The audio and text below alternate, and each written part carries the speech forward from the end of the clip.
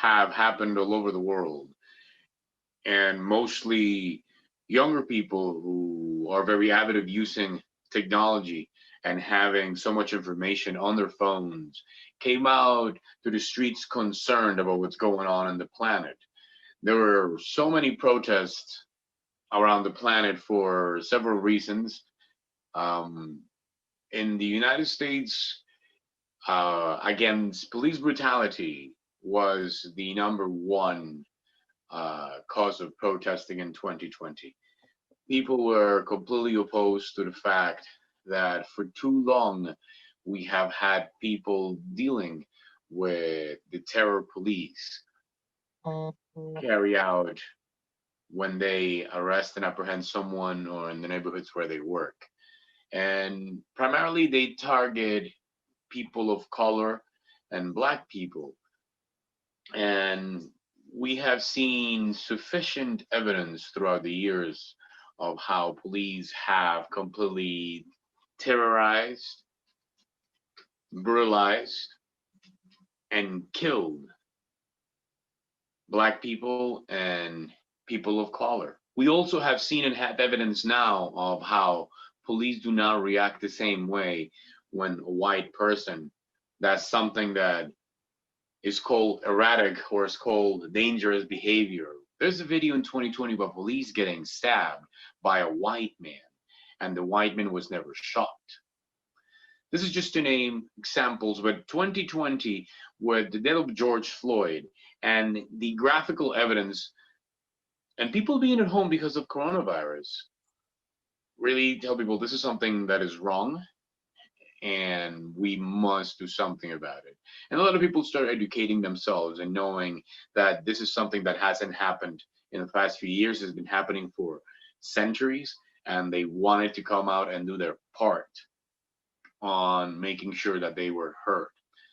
But also showed us how protesting in the US has become something that is only fashionable, feel good, and the few organizations and communities that have been protesting for a very long time. So this very large uprising, but at the same time, a lot of people have no political affiliation whatsoever. They wanted to support something that they know is wrong, but most importantly, they're completely disenfranchised from the reality of what the problem is. The good thing is they found the need of coming to the streets and demonstrating that they want to be on the right side of history. As for you have people protesting in other parts of the world, and they're very much organized inside of colleges and factories, offices, and unions. Here, the unions we have seen that do not hold the worker power they used to decades ago. And all of this also played into how we have a militarized police force in the United States of America that invests as of now $740 billion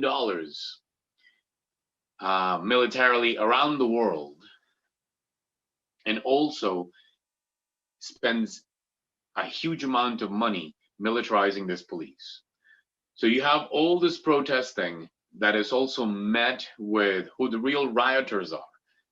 We also, thanks to evidence, thanks to the fact that I am recording this on a phone with you, as before, we would need a studio and mics and cables, and now technology allows us to also the body cams, which is new technology of the Boston Police Department, in this case where I live, picked up how one of them run over protesters on an unmarked vehicle, how they say, let's go get these effers, how they pepper sprayed, how they truly brutalized, terrorized, and abused the little sense of authority they have, because they forget that they are supposed to protect the taxpayers, and the protesters are taxpayers, and protest is protected by the First Amendment.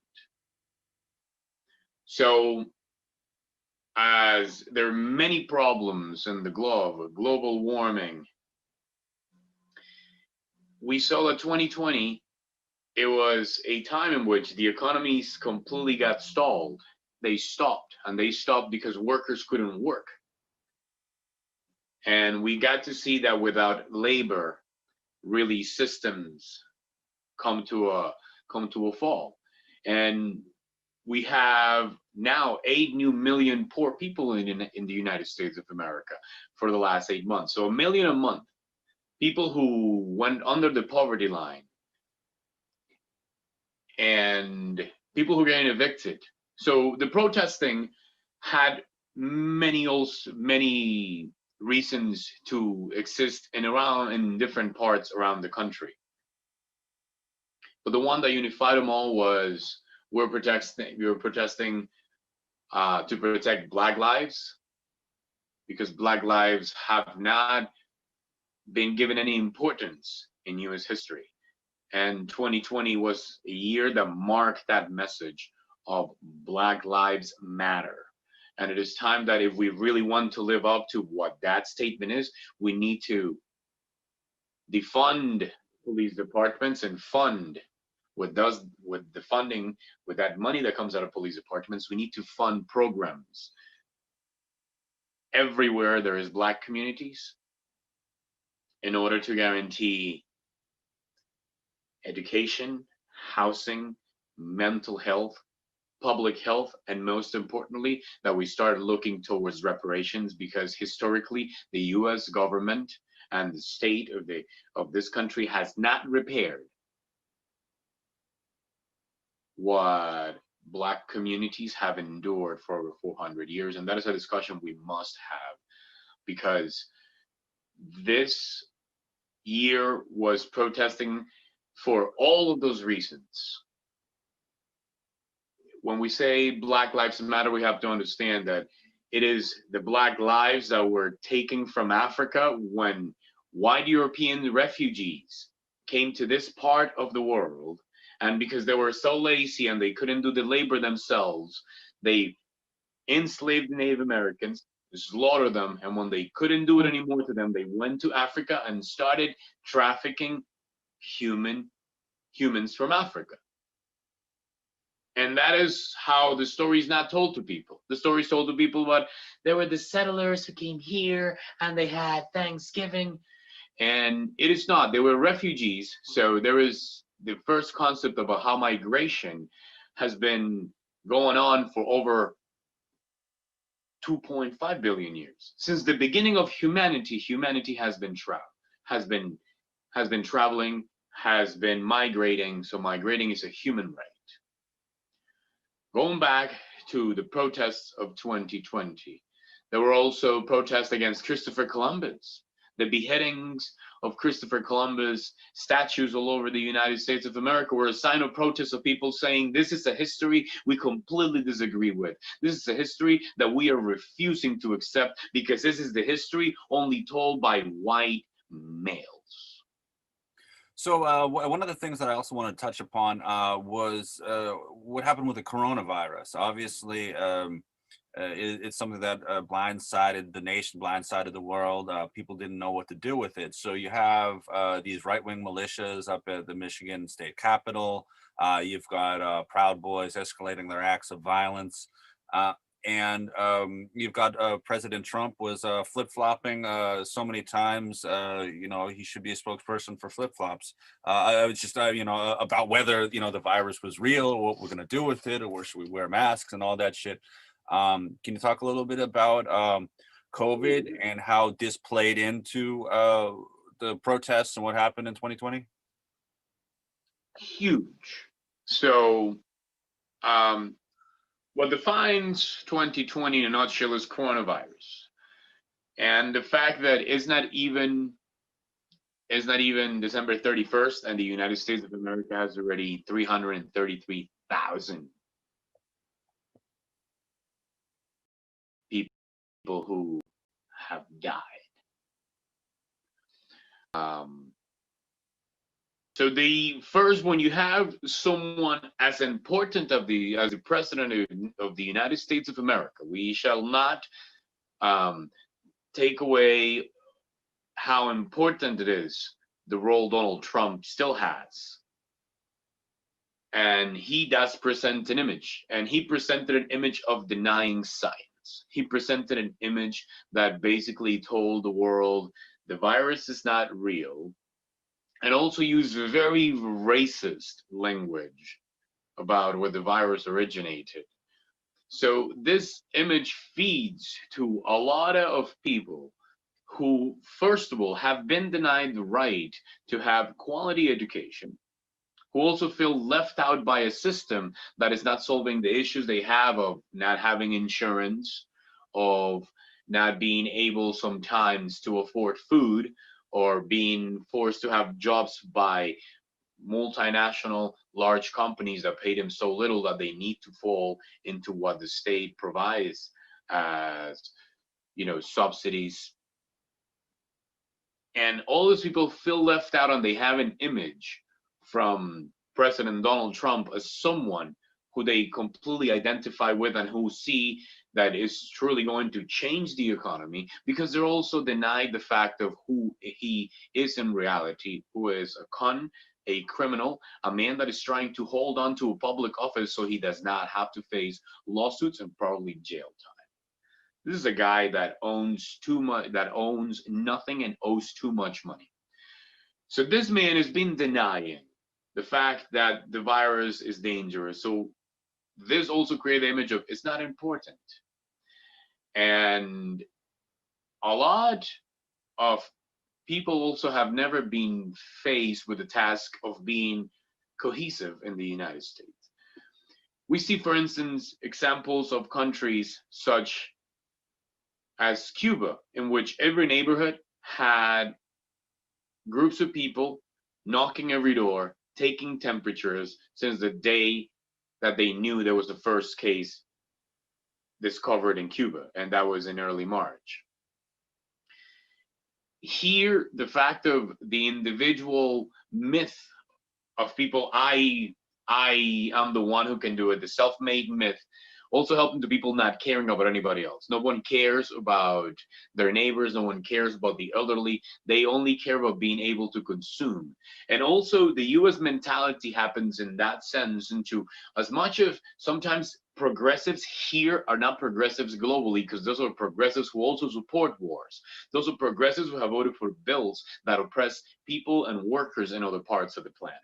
So the virus plays a huge role into how, first of all, the economy fell down and everyone was affected. And this showed us how much of a failing economy the US has become in the past decades, because we have a group of people that is making billions of dollars, racking up the wealth that is being produced by workers, and then you have all of this other amounts of people who are making the bare minimum to survive, and you have a government that is still debating if they're going to send them $600 in order for them to pay 8 months of no help.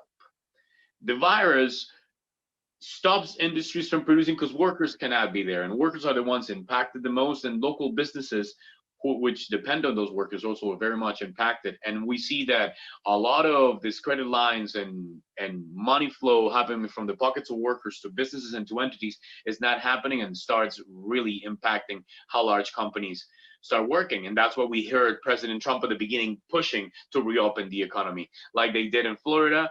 And we saw what happened in Florida. Every state that reopened the economy early saw this their cases skyrocket, because they completely downplayed a virus that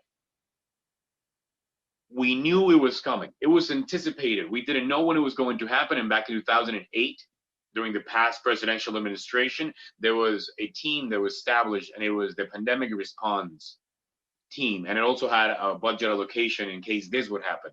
And of course, it was dismantled during the Trump administration. And this is exactly what we see. A complete failure of a government response. A government that did not care about how the cases were skyrocketing, that completely downplayed a virus that not only this, showed us how much the U.S. truly appreciates workers from people at a high ranking level, politically, economically, and power wise. They do not care.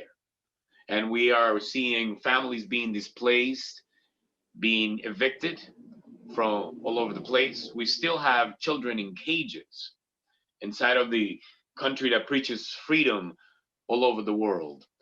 And the virus, it was concentrated in jails, and we have the largest uh, jail population in the planet.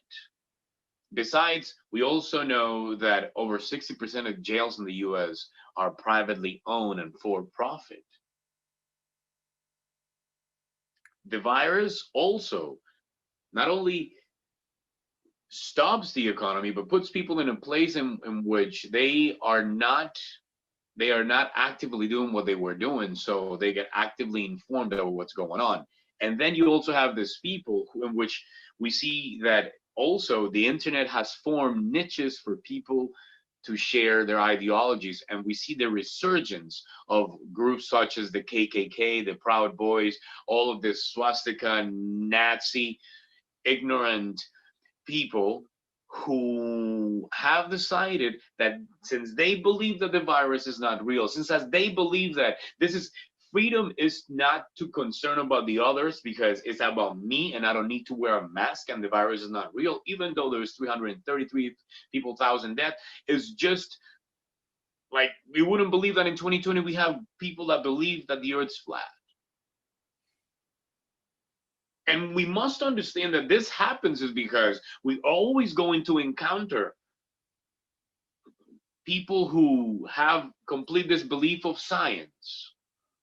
Yet, what we see is that we live in a society that carries no importance into what role the state plays into making sure that science is a rule to guarantee the survival of the species. And we saw this during this administration. So we have these people who probably are anti-vaxxers too, and they're going to say, we're not going to get the vaccine because now the virus wasn't real, we don't need a vaccine. And they're tired of the government because they also feel left out. So it's quite interesting that you have people protesting in some parts of the country saying, we don't like our government because our government is not holding the police accountable, our government is not holding the justice system accountable, and this government is not holding, right, rich people accountable. And then you head from the other side, the same thing, but for different reasons. Right? They see that they are about to lose their homes, so they have no insurance, so they don't like what the government is doing. They want to, be able to work, and they do not understand how is it that things are stopped. Also, they have been fed lies about, this man, this lunatic who we have as president winning the election. So they believe that this is real. And in all of this beliefs and lies, and how much we have a failed system that did not guarantee high level education for these individuals, they go in and have their constitutional right to go and take over their public land and public property, which is the state. Yet we see what the problem is, that you have protesters that get arrested for dancing, you get protesters that get arrested for having toy whips, you get protesters that get arrested because they look threatening to a policeman for an excuse. But you see these armed people that actually attack police, that actually attack public property and destroy it, and they do not get arrested, they do not get shot, they do not get brutalized, they do not get terrorized. And that is the complete example of how is it that in Michigan, where 9 blocks away from the Capitol was this year, a young man was assassinated by police. And also you had a family that was fined $2,000 for not wearing masks. And you have no masks, no maskers in the same Capitol with guns outside in the middle of the summer. And that is a reality of how racist this country and the police and the government and all the entities in the US truly are. Because those people should have been arrested on the spot, should have been put away and then controlled, because you must preserve, the entities.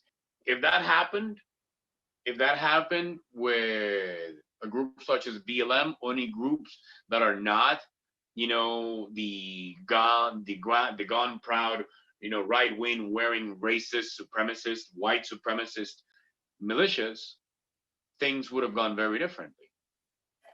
And we must understand that. That is very important because the police has a preference.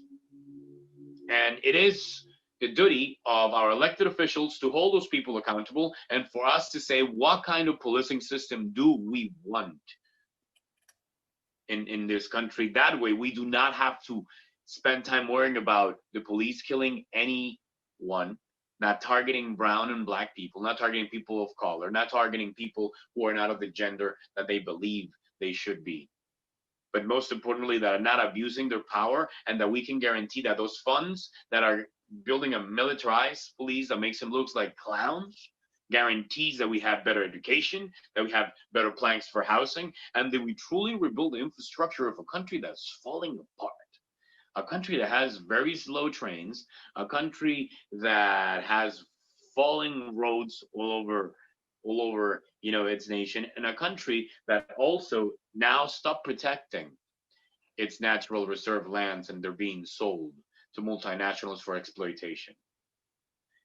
How does this plays into the virus? The virus happens because we have all these markets that are interfering with nature, and then we have an animal that passes the virus into a human, and then you know you see it later. We have 70 million cases around the world, 1.2 million dead, and 25% of those deaths in the United States of America. The virus also showed us how unprepared we are as a system to try to alleviate when something serious happens. Not enough hospital beds, not enough people qualified, not enough industrial production in order to produce, PPE, protective gear, not enough training in order to know how to respond to severe cases. We saw that is why the U.S. is so behind. We have all these private companies that are only used to dealing with making money out of people and their insurance claims, that they did not know how to respond to a pandemic, and they were completely overwhelmed. And we have so many of the first responders who are essential. Not only this, being undervalued, underpaid, overworked, and thousands of them have died trying to contain what we already know and scientists have told us was going to be very severe, and it was superbly dangerous. So having that into account, how is it possible that the richest country in the world, which is the one that invests the most in healthcare, is the one that has probably the worst healthcare in the developed world? A Johns Hopkins study from 2010 showed that the number 3 cause of death in the United States of America was medical malpractice. While you had the highest investment in healthcare, you had the lowest value delivered in order to truly provide healthcare. It was mostly disease care. But when you see that as the number 3 cause of death, then you have killing care. And that is quite interesting to understand, because we have a very ineffective healthcare system that in this pandemic in 2020 showed how completely ineffective it is, and why we need a better option and a different option. And in the other hand, the virus also showed us how we need to have very specific rules and laws written so our state doesn't react the way it wants to. And there is a guarantee by the people in its constitution, in its laws, in order to guarantee workers and everyone within a piece of land that has state, that has a legislative body, that has judicial body, that they will be guaranteed housing, healthcare, food, and education. Because if we get, let's say, we get another pandemic in 5 years and the US has not been prepared, something worse could happen. But if we have that in our books and in our laws, we will guarantee that there is no power that would go above the power of people guaranteeing the people their own funds. And last but not least, the virus also allowed us to see how important technology has become and how we need to start regulating technology, because all these technology giants are basically making too much money while workers are making zero money. And they're also spying on us throughout all of these platforms that they have guaranteed, and they're selling our data to create personalized experiences so we are based consumers that they can target specifically all the time, so we guarantee that they are going to have a piece of our paychecks. Can you speak specifically to that was great, great riff right there. Let me put my phone to charge. 1 second, bro. Okay. Phone's gonna shut up.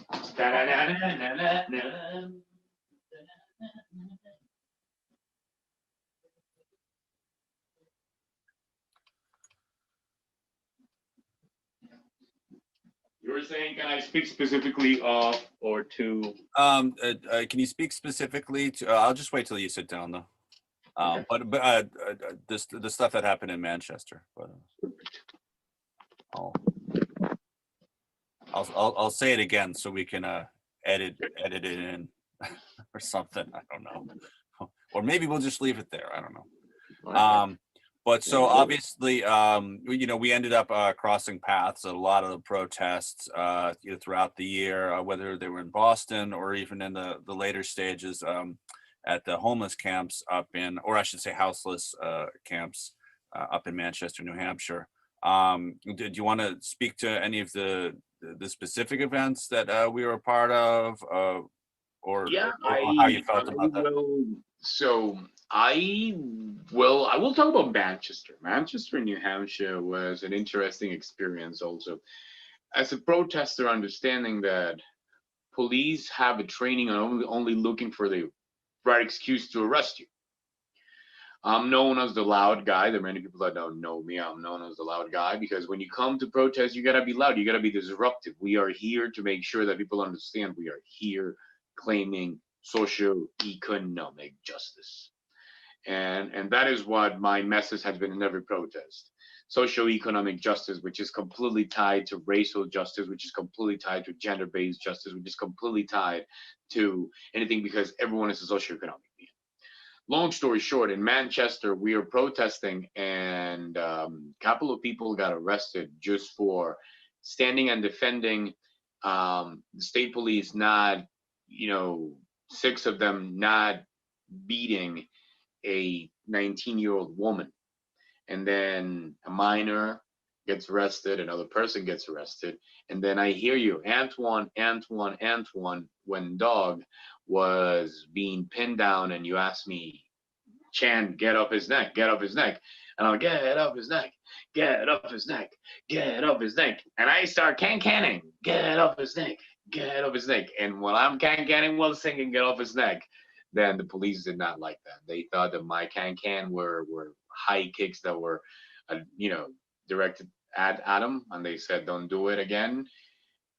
And when they just thought that it was threatening to them, even though I'm 10 feet away from people. I don't have, 10 feet legs. My legs might be at, I would say 3 feet, 3.5 feet the most. And long story short, they come and arrest me. I start running and they throw me on the ground. And then you asked me to stop resisting. I never resisted. And then they took me and booked me in jail. But what do we see there? We see policemen that are not trained to come and approach and say, keep your distance. What are you doing? They have guns. How are you going to be threatened by a high kick from 10 feet away by a man who's dancing? And I remember that you come and say, like, oh my God, Antoine got arrested now. So, and then you're filming and saying, Antoine, like I was dancing the way I dance. Doing this all morning in front of the state Manchester police. They immediately did not like that. Yeah, They were. I mean, you got this song. I was dancing the way I dance. I was dancing the way I dance. I was dancing the way I dance, cause I dance for freedom and I dance for liberation. I dance because I won a freaking free nation. That's what we dance for, brother. Yeah.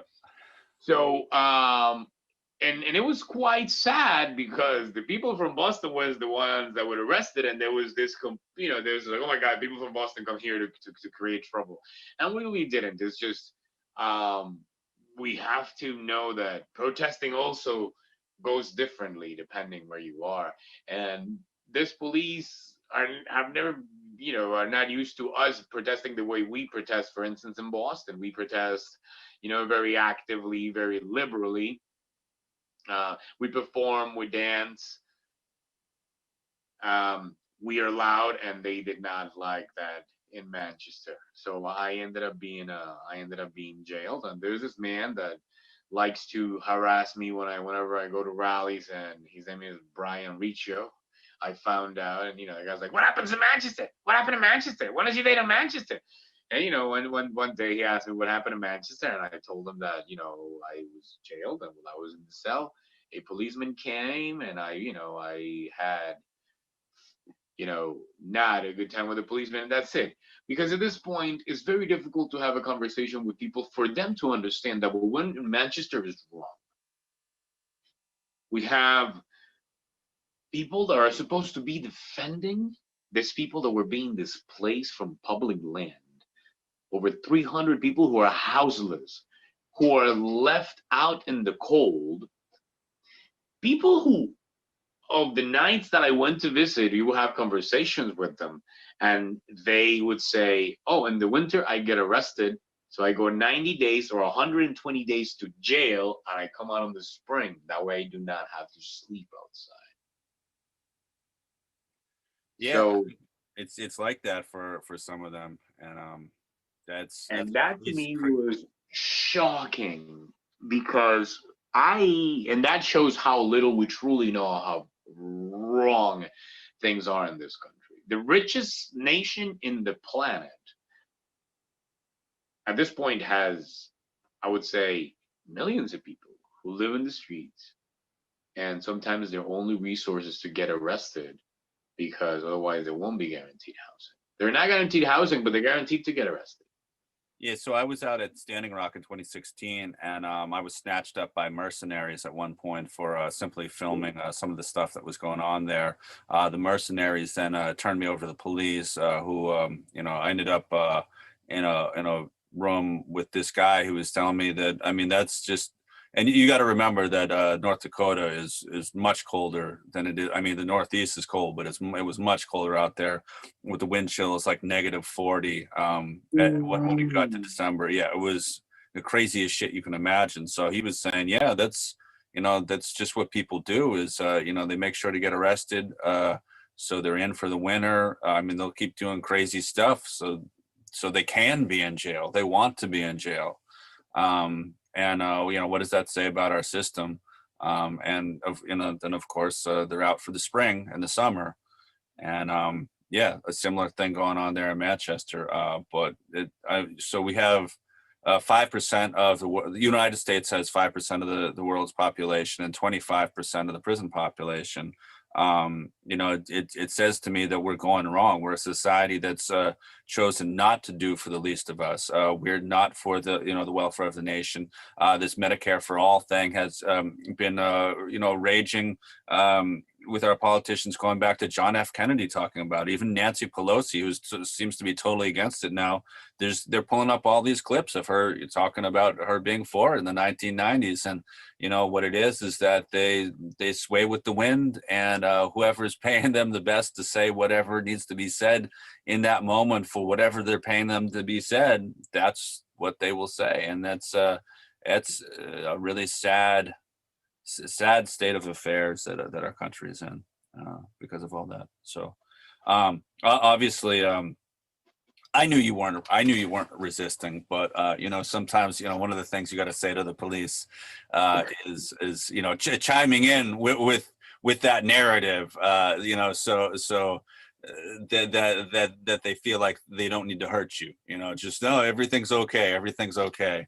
You know, because you never know when it's going to get crazy.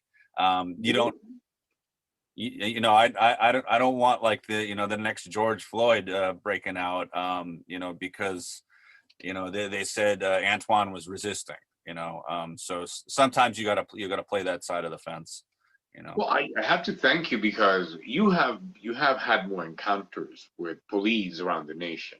Sure. And of course you have seen that there's a common, there's a common pattern of behavior, and the only thing you're trying to do is to protect us all. I did remember that you were filming, first of all, to make sure that we have the real narrative of the events. Mhm. I remember, I hope that clip makes this documentary, when Lauren asked, "And where is the media?" And you're like, "Honey, we are the media." Yeah.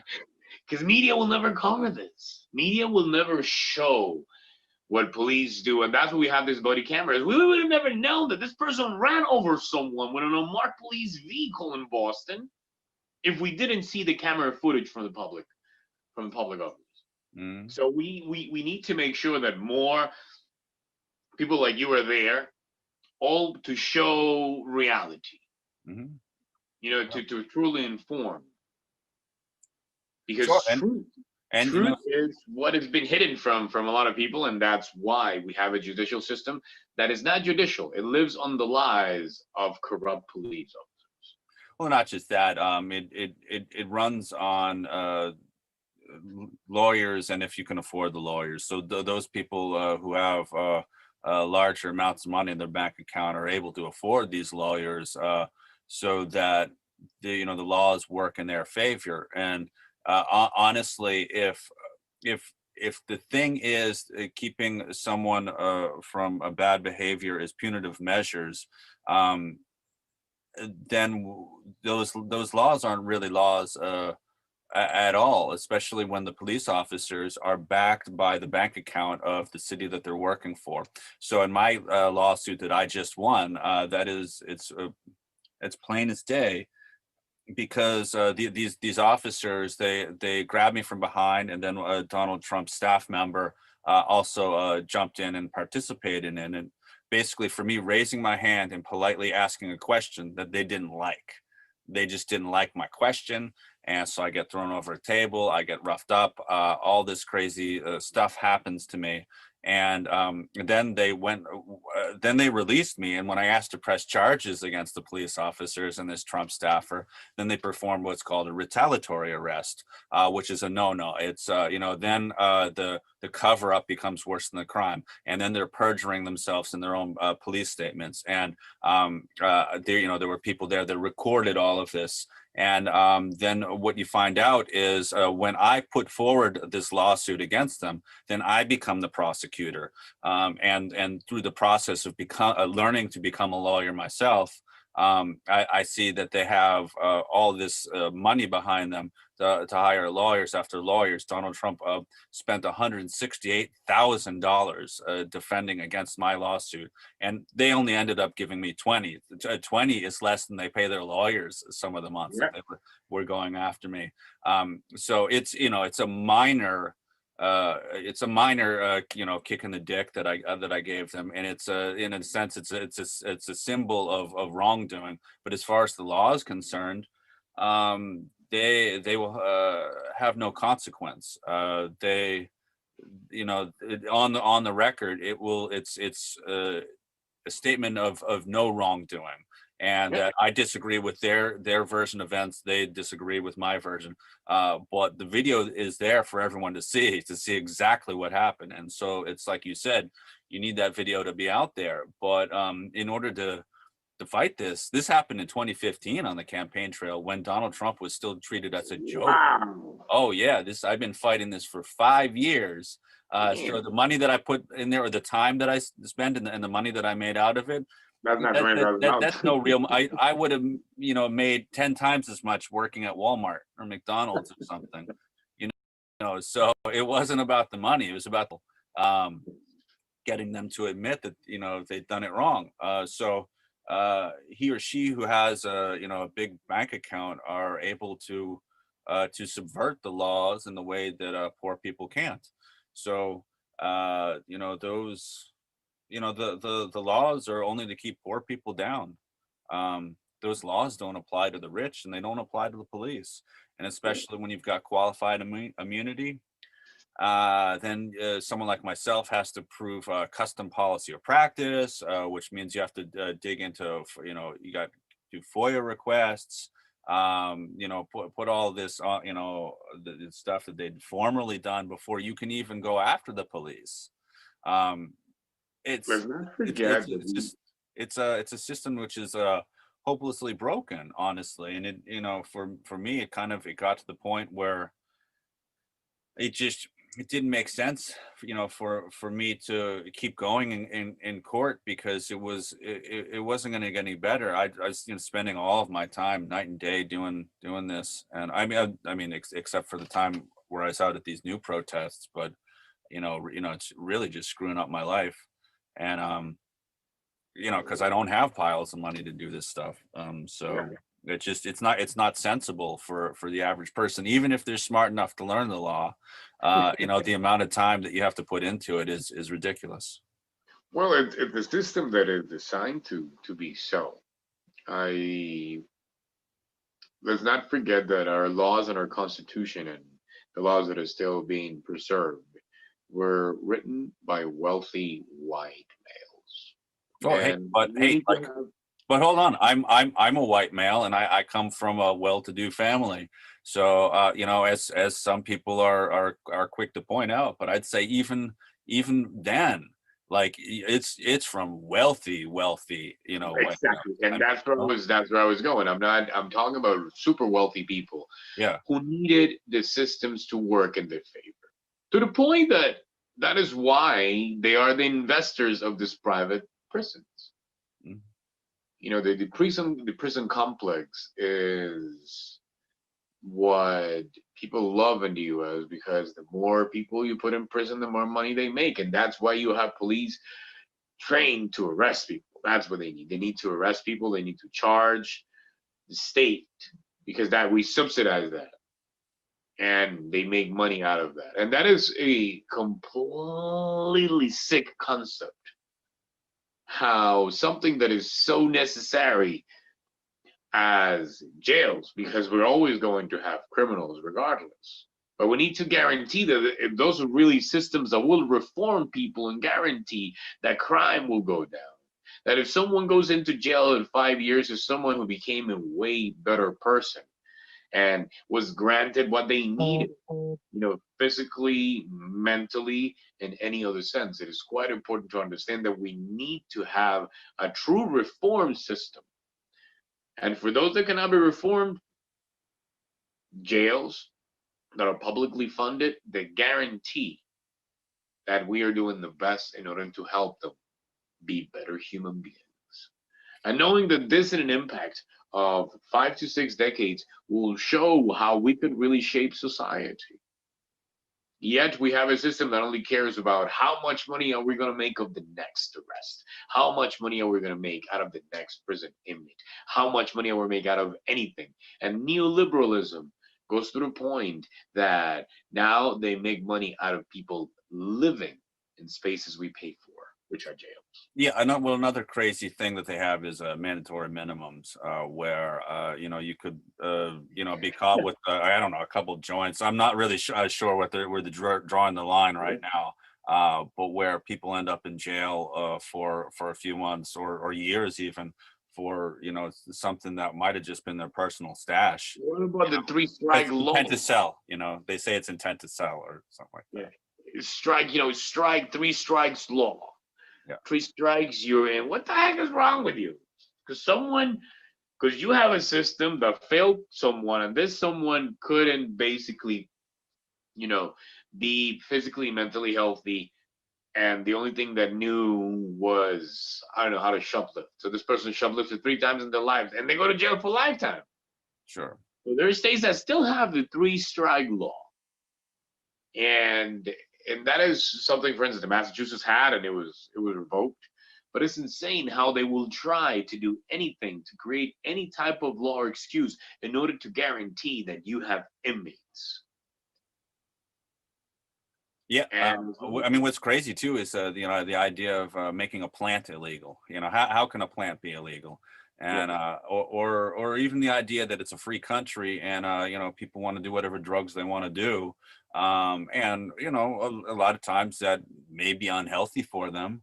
But hey, are we free? Or are we not free? If you want to do lines of coke or whatever it is, I'm not recommending that. That's great for your health, but so your solution is that you have mandatory minimums. No, that doesn't make any sense. I mean, if you want to help that person, you should. I mean, one would think that social workers would be able to help on a case by case basis. That's the only rational way to if you truly want to help someone, is have people that are there to help, not participate in punitive measures and and these draconian punishments.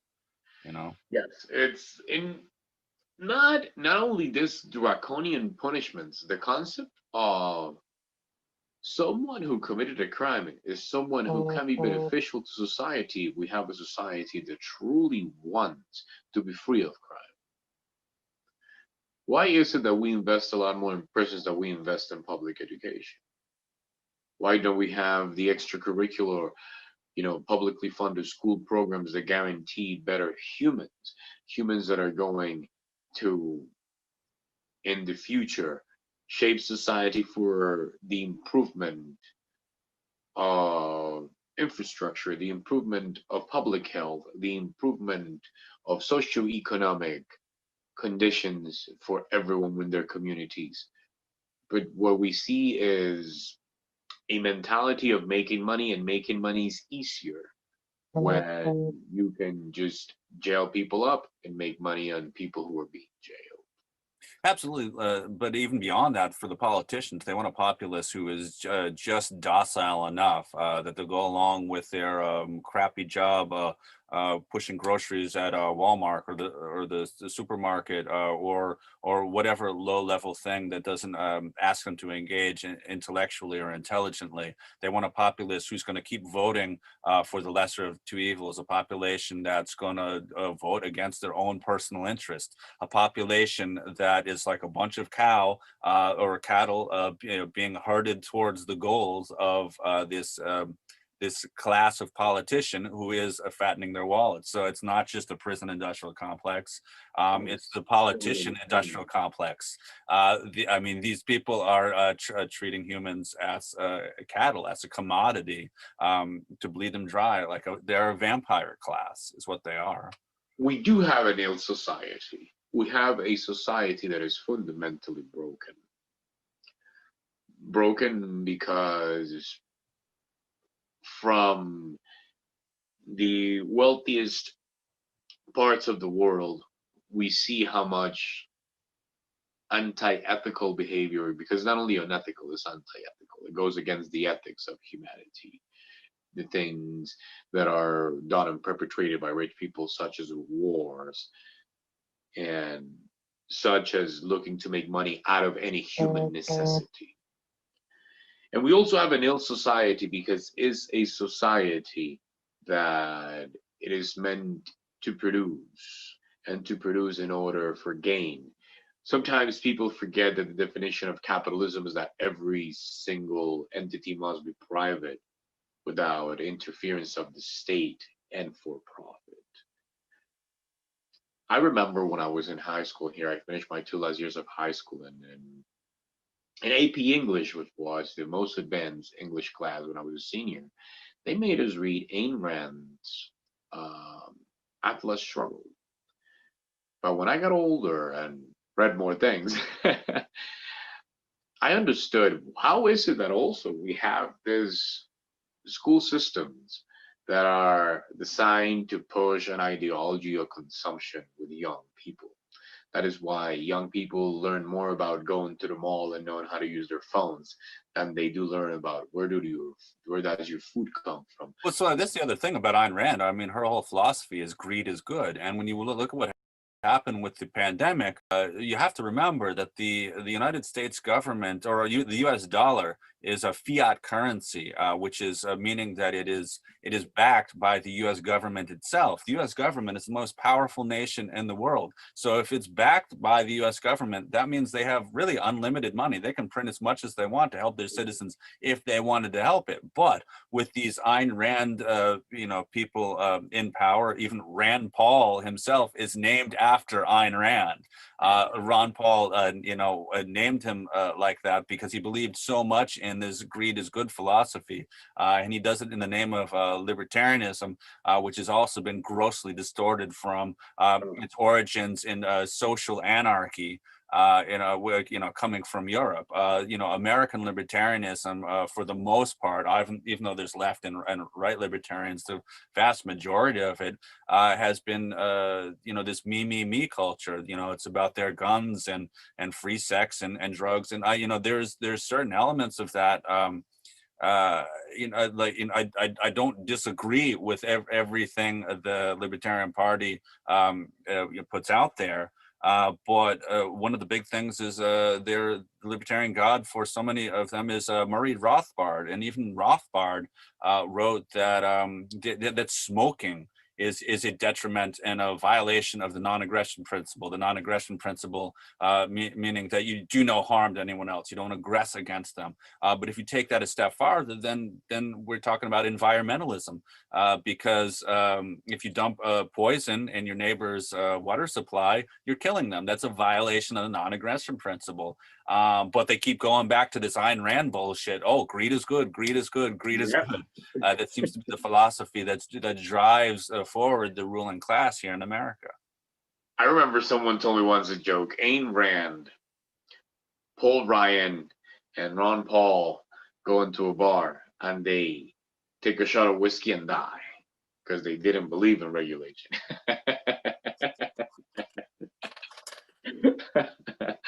So it's an ill society, and the system is designed to keep people ill, to keep people poorly informed, disinformed, but most importantly, to keep them consuming. It's an ill society because we know we're animals of consumption. So we are designing every single infrastructure possible to a person to consume since they're in the womb until they die. And the basics of economics is human behavior. How do humans behave? And that shapes, how societies get structured. We have a society that is so ill that has taken away the concept of how do we as species survive, and we are killing our own home, which is the planet. There's also, as a comedian, Jupiter and Saturn were talking the other night that they were close by, like, what's up, man? I haven't seen you in a while. I was like, yeah, been disking around with my rings and shit. It's like, yo, Jupiter, you gassy, because Jupiter's matter gases, for those of you that don't know. And he says, yo, have you seen what's going on with Earth, man? Like, Earth ain't doing so good. Like, now we're close, like, yo, Earth looks bad, bro. Like, she didn't look like that 100 years ago. He's like, yeah, it's kind of fast how the fuck she's gotten so bad. I was like, well, she's got the worst of the cancers. She's got humans. And that is what's happening to our planet. Our planet has humans that do not care about how they consume, and they are causing the worst problems the planet has seen in the past 1,000 years. We are seeing storms that didn't happen. We are killing thousands of species every day. We are consuming more and producing more than we can consume. But most importantly, this is very unequal. And this inequality also proves that in order for people to make money, they do not care what happens to the planet. They will destroy it as long as it makes us money. And it's an ill society that also teaches us that. It's an ill society that doesn't value workers. It's an ill society that demonizes, the freedom of thought. It's an ill society that believes that healthcare is waiting for you to be sick in order to be healthy. It's an ill society that having 275,000 edible plants that we have discovered throughout history in the planet forces most people to eat at least 5 animal proteins. It is an ill society in which our food supply is coming from private corporations that do not disclose how are they genetically modifying, and that is impacting our health. It is an ill society that has so many things wrong with it, and we must understand that every single protest in 2020 was because that ill society is killing parts of this people's communities, whether it be it's killing its people, whether it be because the virus is also, damaging the structures of their families, whether it be because they do not have enough money, whatever it is this ill society is doing to humans anywhere, it shows that we have a society that is ruled by classes that do not want the betterment of everyone. They just want to make sure that the people getting richer and richer and richer. Over $1 trillion was made. Over $1 trillion was made in the past 8 months, and it went to the technology giants, while we have a deficit of workers haven't made a penny in over 8 months, mostly in the United States of America. How is this possible? Because it's a society that needs to be cured because it's ill. Is the ill mentality of money comes first. Is the ill mentality of the individual comes first. Is the ill mentality of let's not care about nature. Is the ill mentality of, oh my God, I don't like to talk about politics because politics creates a distraction. Politics ends friendships. No, they have made us believe that you need to be apolitical or non-political. Yet you don't mess with politics, but politics messes with you every day, with the way you get taxed, with the way you consume, with how your land is protected, with the way your streets are clean, with the way your public education is going to be granted for whoever it is in the future, even if you don't have offspring. And that's another thing. Some people have come to the realization we have the first generation in the past 500 years that is not having as many children as their predecessors, but they're also become very selfish, and since it's not about them, is also a problem within that ill society. So we could keep on talking about how many problems and so many things that are going on, but we do know that if it's an ill society, it's because we have a system, an economical system, the rules the way we think, the rules the way we progress, the rules the way we build things towards the future. And since that keeps on ruling the way we build things, we keep on building things that are oppressive. We keep on building things that are to maintain a society that is ill and its status quo. And that system must be discussed in every family, in every community. Is this was truly working for everyone in your neighborhood, in your community, in your block, in your town, in your state, in your country, and in the planet? So I don't want to keep you forever, but and it's been great talking. Actually, I know this just started. I love this. Yeah, this has been spectacular, and I hope that there's enough good footage because I love your work and I love your line. Thank you. I'm a huge fan of all the things that you do out of the protest. If you have questions for me, I would love questions. That way, I don't go. Yeah, no, I mean, just I was fluffing you a little. I wanted to sing your praises for a second, and just like I love your spirit, I love your sense of humor, I love your dancing. You're this amazing presence out at all the protests. And the last question would really be because you tackled all the stuff that I wanted to hear. But my last question would just be like, how do you see us moving forward in a positive manner as a society? What do we need to do to come together to get out of this dumpster fire that seems to be created by Donald Trump? Well, let's just say let's make it 3 things. The first one is you individually need to be politically involved with community efforts. This is something that people must understand. It's not about you going through the protest. Oh my God, I went, I got my sign, I protested, it was fun, it was great. Let me put my social media post, let me get 1,000 likes. I'm going to donate online.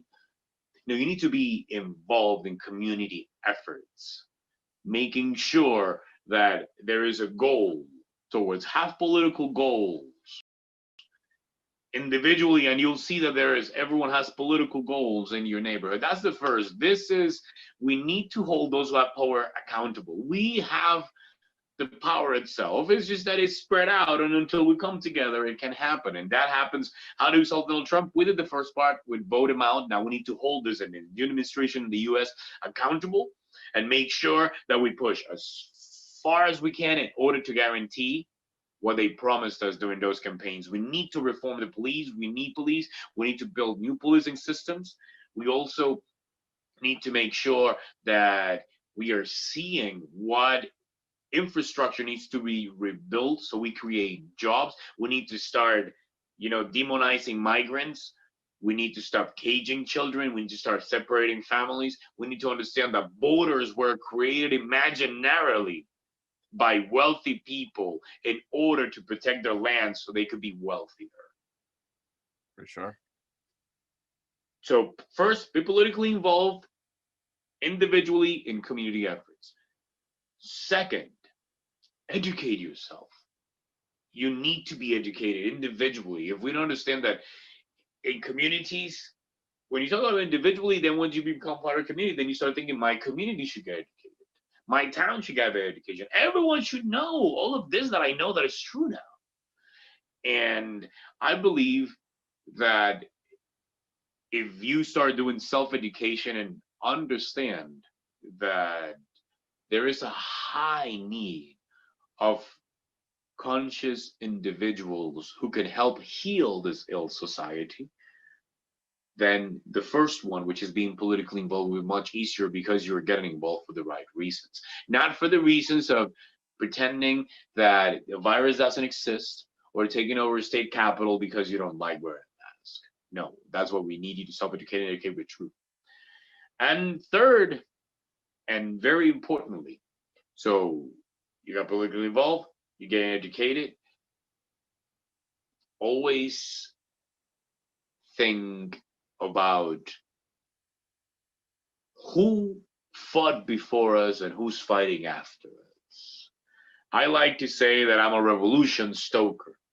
The revolution is a fire that has been ignited for thousands of years, and people have come and with their own fires keep it alive. So we are here to make sure that throughout our lifetimes we give our best for the fight of our lifetimes. And so, those fights change throughout our lifetimes. But the most important one is knowing that as a society, that we in 2020 are supposed to have flying cars and healthcare, right? And housing for everybody. We have a planet that has massive displacement, massive poverty, massive famine, wars everywhere. The richest country in the world investing more in weapons than it invests in its people. The richest country in the world with Flint, Michigan, a city that was known for producing cars and was one of the richest cities in the nation not having running water. So who came before we were here in 2020 and has been fighting, and who is coming after? And that would invite us to know where your place in history lays in order to join within your community. It's a call to action. It's a call knowing that if you're going to be alive for the next 50 years or next 50 years of a struggle that requires you to be politically involved in community efforts, that to be educated and to understand what fights came before and what fight is coming after. Because revolution is not going to happen in our lifetimes. It's already happening. It's just that we need to contribute from where the conditions can be better. So whoever comes after us really makes things happen, just like we're trying right now to make things happen. How does this all play into Donald Trump? Knowing that once he's not president, we must prosecute him. Just like we must prosecute the corrupt politicians, we must prosecute anyone who is corrupt, and we must prosecute the killing police force. I'm not saying policemen. I'm saying the killing police force, because we know that this is a force that has protected the assassins of Breonna Taylor, that will try to protect the assassins of George Floyd, and that will try to protect the killers of so many others who have been killed by police. So once Donald Trump is out, we'll try to incarcerate him. We'll try to make sure that we hold Joe Biden accountable. But most importantly, we try to understand what is it that is truly going to work for a country and how long is it going to take us to get there. Because we do need a new Green Deal. The planet's suffering. We need something that will allow us to survive. We need better healthcare. We need better education. We have seen that a lot of things really need change. And we know that Joe Biden will not deliver it for us. A vote for Joe Biden was a vote as an anti-fascist vote. That's what it was. In the words of Cornel West, a vote for Joe Biden as an anti-fascist vote, a vote against white supremacy. And that is how democracy has been resumed, has been, broken down to in the U.S. is either a fascist or anti-fascist, because they both have very similar policies, and they would serve the same wealthy interests that do not, look for workers. I love how Donald Trump in the debate said, "Hey, I cage people, but you build those cages. So you and I work together." And that's something that must be very clear. And just to end, what's coming in 2021? More protests, more people coming to the streets, because a lot more people are going to be unemployed and dissatisfied. But most importantly, I would say that a new political force keeps forming in the US, and in the next few years, we're going to see a third political option that would allow a lot of the progressives to start building a new political force that is not the Democrats or the Republicans. Well, and on that note, I'm going to have to say that that is actually the contradiction to Cornel West's idea that it's an anti-fascist vote. What really needs is a great awakening in order to have gotten ahead of the game the whole time. People criticize the environmental activists for driving their cars to Standing Rock, for instance, but I would hear from many of my native friends that sometimes when the Buffalo Stampede is headed towards the edge of the cliff, we use this as a metaphor for the environmental crisis, that sometimes you need to race ahead in order to make this happen. What we have failed to do election after election is to race ahead. And had this been done, we wouldn't have Joe Biden as this shitty second option to Donald Trump. The Great Awakening is really what needs to happen. Before getting to that stage, there needs to be viable third-party options. There needs to be ranked choice voting. There needs to be a way to vote out the truly the corrupt two-party, one-party system. And that's what it is. It's much as Donald Trump is fucking evil. Joe Biden as the secondary choice is not much better, and it's almost as if they're giving you one option, which is telling you he's shit, and the other option, which is shit, but he's saying he's a ray of sunshine. So the Great Awakening. Shit with a bow. But yeah, no. On that note, I think we're basically on the same page, and it was just going to be the interview about the protest, but if you're cool with it, I'll post this whole interview too. This was spectacular. It was a great conversation, and people might be interested to hear a more reflective side of Antuan, since a lot of people know you as you said, the loud one. Loud and crazy one, the man with the fro and half a beard. But people know me as a different kind of loud one as well. We have a different kind of loud, but yes. Sometimes people have a conception of me, which is only as I'm presenting myself as at protests, and so sometimes it's good for people to know that there's thought and a spirit and a mind behind the loud mouth or whatever it is that both of you and I do.